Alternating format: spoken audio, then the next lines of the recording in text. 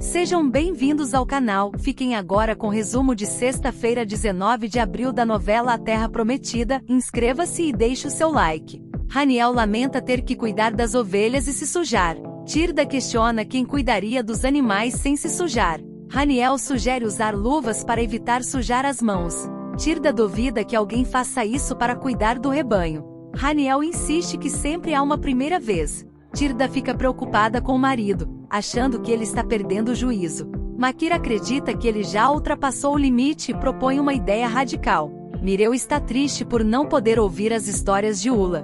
Ula assegura que ele voltará em segurança e promete contar uma história só para ele. Mireu expressa sua honra ao saber do passado de Ula como rainha de Ai, o que dá novo significado às histórias. Ula indaga sobre esse novo significado. Mireu menciona o sofrimento de Ula quando foi condenada por Camir, mostrando compreensão. Ula prefere não falar muito sobre isso. Mireu expressa desejo de aliviar a dor de Ula e beija sua mão. Mara pergunta quem a Jéssica pensa que é. A tonta mal conseguiu manter o noivo, então acho que ela não tem nada a ensinar. Raquel questiona o que aconteceu, e Mara grita com ele. Ele sabe que não pode acalmar a raiva dela. Mara continua gritando, perguntando se ele conhece Jéssica de verdade. Raquel responde que pode não conhecer há muito tempo, mas entende o sentimento de raiva e vingança. Ele a encoraja a desabafar e confiar nele. Mara expressa sua preocupação com Israel, dizendo que está sendo corrompido ao receber estrangeiros como ele. Raquel menciona que nem mesmo o Deus dela parece estar do seu lado, o que deixa Mara confusa depois de testemunhar a cura de Mila. Raquel comenta sobre a natureza de Mara como uma serva, favorecida por Aserá e Baal. Satisfeita com a conversa, Mara pede para ele continuar. Raabe elogia o pai de Boaz. Jéssica chega e prefere voltar mais tarde para não incomodar, mas Raabe a convida a ficar. Jéssica expressa sua insatisfação e pede desculpas. Salmon lembra que todos cometem erros e é essencial admiti-los. Jéssica reconhece seus erros e pede perdão a Salmon e especialmente a Raabe. Raabe tenta responder, mas Jéssica pede para ela deixar ela continuar. Salmon pede para ela continuar. Jéssica admite seu preconceito contra Raabe e como isso prejudicou a relação. Ela pede perdão e se ajoelha diante de Salmon e Raabe, mas logo se levanta para sair. Raabe pede para ela esperar e abraça, enquanto Jéssica se desculpa e expressa arrependimento. Raabe assegura que tudo ficará bem e oferece ajuda. Jéssica fica emocionada e aceita conhecer Boaz, enquanto Raabe a convida a participar de uma tarefa e pede sua ajuda, explicando o que é necessário. Jéssica aceita. Inês deseja paz com os gibeonitas. Bogotai questiona a viabilidade. Inês diz que trouxe Raabe e Zuma, estrangeiros que se uniram aos hebreus, para compartilhar suas histórias. Raabe começa a narrar sua experiência, enquanto Bogotai menciona a prostituta. Raabe e Zuma compartilham sobre sua fé e experiências com o Deus de Israel. Haniel chega com luvas sujas mas mãos limpas. Tirda sugere que ele tome banho. Haniel concorda e Gael prepara um banho especial, atendendo ao desejo da família dele. Makir coloca uma venda nos olhos de Haniel e o coloca em uma banheira de lama. Quando ele remove a venda, ele se surpreende com a lama. Zareg aprecia a conversa e acredita que os hebreus desejam sua adaptação em Gilgal. Bogotai desconfia dos hebreus e Raquel lembra que eles sempre serão inimigos, apesar das aparências. Zareg elogia os hebreus por pouparem suas vidas, considerando um ato nobre. Tirda, Makir e Gael se divertem às custas de Haniel. Ele se sente desrespeitado e questiona como puderam pregar essa peça nele.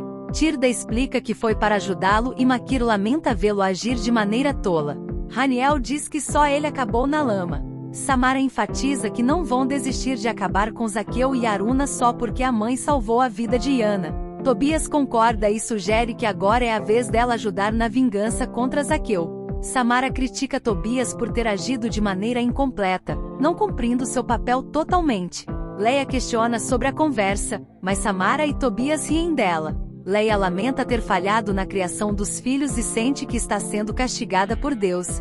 Samara incentiva a parar de fingir ser boa, apontando seus erros passados.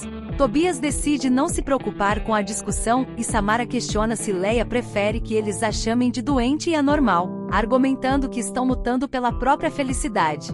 Zuma está de guarda quando Mireu e mais 2 soldados chegam. Tobias se desculpa pela demora e instrui Zuma a descansar, assumindo a guarda. Abu chega e elogia a vigilância do acampamento, mencionando a dificuldade de alcançar a tenda de Josué. Mireu sugere conhecer um atalho, e Abu destaca a importância de serem cuidadosos para evitar falhas. Josué autoriza Aruna, que deseja acompanhar Eloi para tomar um pouco de leite enquanto ele passa pela cozinha. Josué brinca sobre o apetite voraz de Aruna.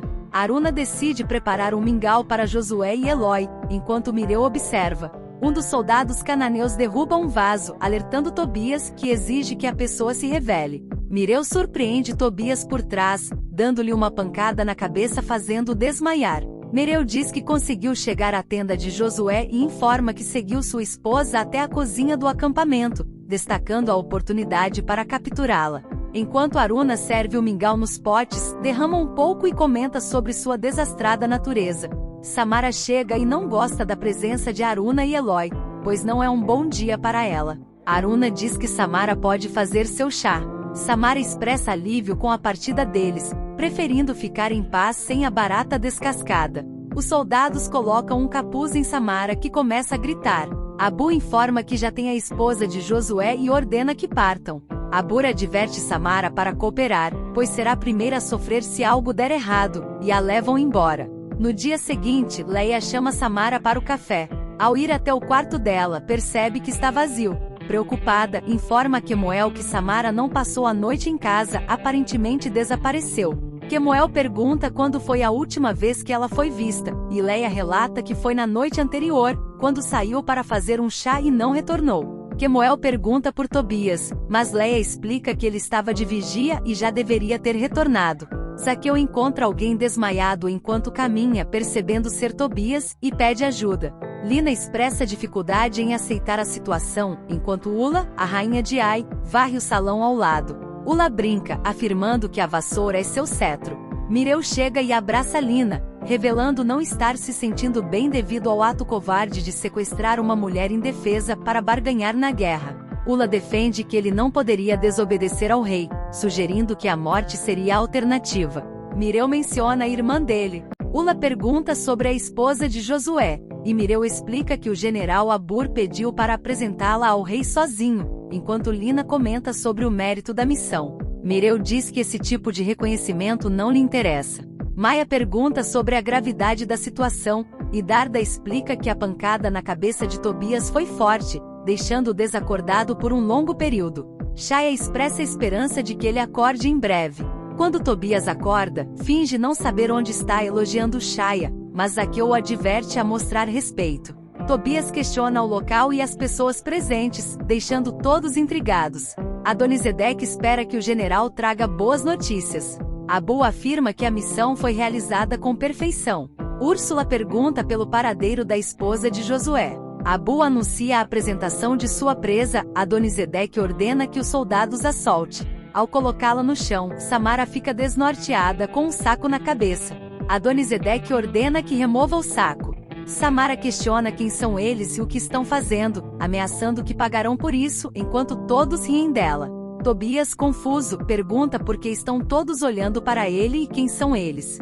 Zaqueu repreende a brincadeira, dizendo que não é a hora para isso. Tobias indaga sobre o que foi chamado, e Shaya pergunta se ele não lembra de seu próprio nome. Darda questiona sobre o que ele está sentindo, e Tobias menciona apenas uma grande dor de cabeça, causada por uma forte pancada. Ele não se recorda de quem o agrediu. Tobias afirma que não se lembra de nada. Shaya pergunta se a mãe acredita que ele recuperará a memória, e Darda comenta nunca ter visto um caso de amnésia como esse antes. Samara expressa que eles não sabem com quem estão lidando. Adonisedeque lembra que sabem exatamente quem se tornou prisioneira deles, apontando para ela. Samara reage com raiva, enquanto todos riem dela. Adonisedeque sugere que ela se acalme para seu próprio bem. Samara responde com agitação. Úrsula comenta que até gosta dela, apesar do temperamento. Abu aconselha que ela obedeça ao rei para não colocar sua vida em risco. Samara não acredita na seriedade deles. Adonisedeque ameaça matá-la se não cooperar. Samara questiona por que a capturaram, dizendo que é indefesa. Adonisedeque explica que ela é valiosa para Josué e, como esposa do líder hebreu, é uma moeda de troca excepcional. Samara fica perplexa com o comentário. Adonisedeque insinua que Josué fará qualquer coisa para tê-la de volta. Samara questiona se eles realmente acreditam que ela é a esposa de Josué. Racal narra a história de Baal para Mara, que fica surpresa com a quantidade de filhos que ele teve. Mara questiona se não é um exagero.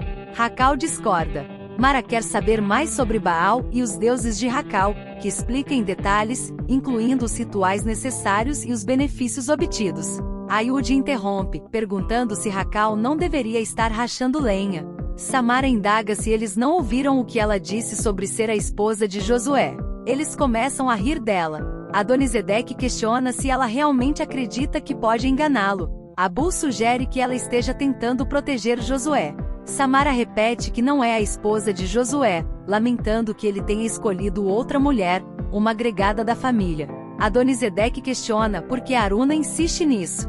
Samara fica furiosa e pede para não ser chamada por esse nome. Ela diz que preferiria estar morta do que ser chamada assim. Adonisedeque ordena que a joguem na masmorra. Samara fica desesperada e pede para não ser colocada lá, reiterando que não é Aruna. Não esqueça de ativar o sininho das notificações para receber o aviso de novos vídeos. Até a próxima!